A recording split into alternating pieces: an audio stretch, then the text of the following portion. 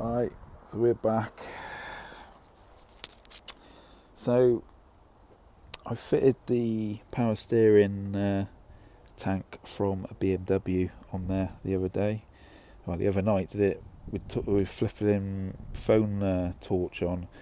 It's a BMW one. The standard forward I had wasn't that great really. It didn't really look very good how I had it.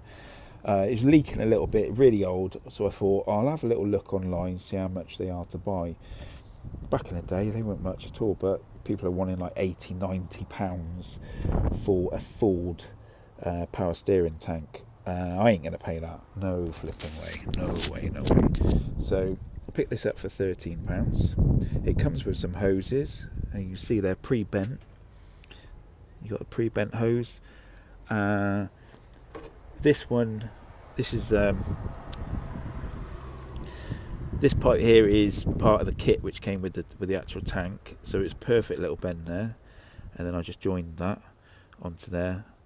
I've cable tied this because I'm trying to keep it out of the way of the bout, and that's just the only reason I've cable tied it, but it's got a joiner on there and it connects that, fits in there a treat. This is just a standard return Ford one. I've just found a kink which was down the bottom there, which is made to have this 90-degree kink on it, and I've just pushed it in there, and there you go. So that's power steering done, which looks pretty cool, and it's black, it's not going to discolour.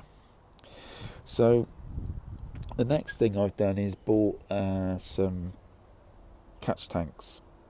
Now I've read loads of things where people are saying like these engines really need to breathe well. If you're just doing you're just going to collect the oil, it's got to have a big breather on it. So this is pretty big. This is about 1.5 inches, I think, the diameter of the hole here. So it is a lot better than what I had on there before. So I kind of thought I'm going to buy 2 of these, and I'll have one for the rocker cover and one for the crank. But I'm tight with space, and unfortunately the bonnet, I was kind of hoping to fit 2 in this gap here, but the bonnet comes down at such an angle here.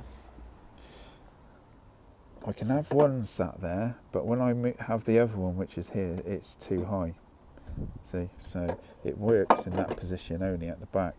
And you see the bonnet is going to go there, so it ain't going to work. I've looked and looked and looked at where I can possibly put another one, and I can't flipping see where the hell to put it. I don't want to put it there, because when it sort of vents out the filter, it's going to smell in the cabin inside the van, which isn't any good.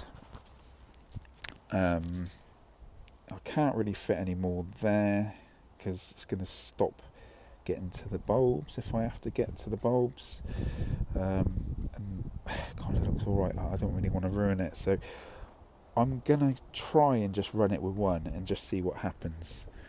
I'm going to know if there is a problem because there'll be tons of oil coming out of here, so you shouldn't have oil really coming out of the actual filter on these, so I'm just going to fit one.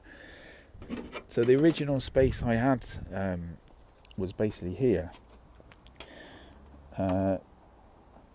Just take that off, and basically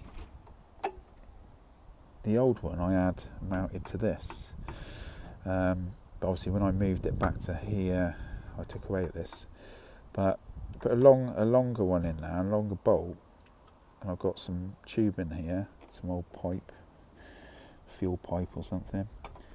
With that pushed on up there, got a little,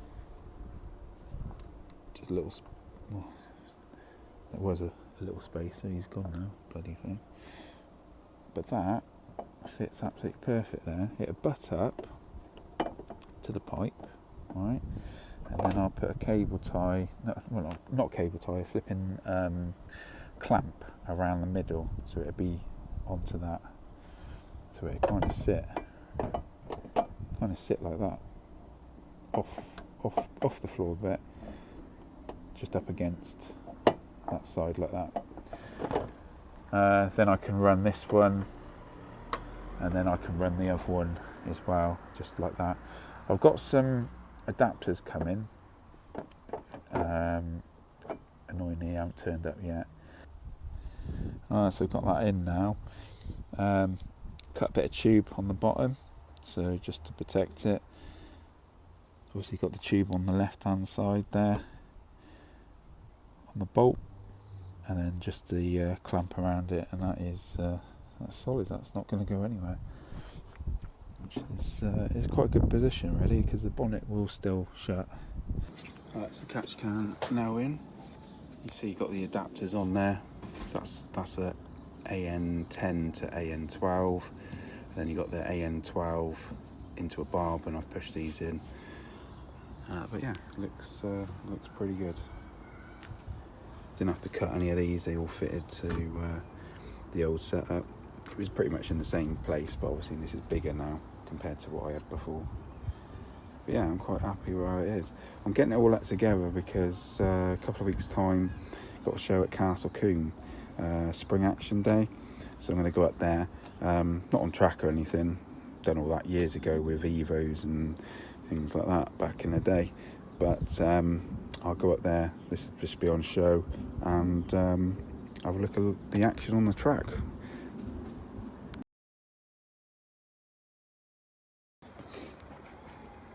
Well, I've just been for a blast in the van, and we got no residue coming out of there, so I assume this is all right, which is good. Yeah, I can't really say what happened on that blast because I've only got one witness, and that was my sister following me about what happened. But I'm trying to find the person to find out how much power that particular Evo 9 has got. So if you know a purple Evo 9 around Gloucestershire, put it in the comments. But anyway, yeah, no power steering fluid is popped up, so that's good. Let's get this, make sure this is not overflowing or anything. That's about right. So you got a top mark and a bottom mark for minimum, so that's pretty good. So that works. No reason why it wouldn't have done, to be honest. Right, that is it for today, I think. I wouldn't mind wrapping that with some more gold tape. I got flipping loads of this gold tape. I got no idea why I didn't just do that pipe down there. So that'll be next on the list. Like I said, I'm just trying to get this up together, trying to just make it look tidy really for the Castle Combe show, that's all. So this is the breathers that I've had on the van. This one was the first one that we fitted after it got built, and it just it was fitted it this way up with the vent on the top, but it drained it back into the sump, which wasn't ideal, but it was fine at the time. I then obviously went to this one, 2 19 mils into it, but the top was only 19 mil, so you could only fit quite a small filter. This is the one I've gone for now. You see it's got a massive filter, it about just over 1.5 inches on the top, and you can see the difference between the three there. And I'm pretty sure this is going to be all right. Double checked it with Steve at Stavtech. He reckons it's going to be all right as well. And obviously on the test drive there, it proved to be absolutely fine.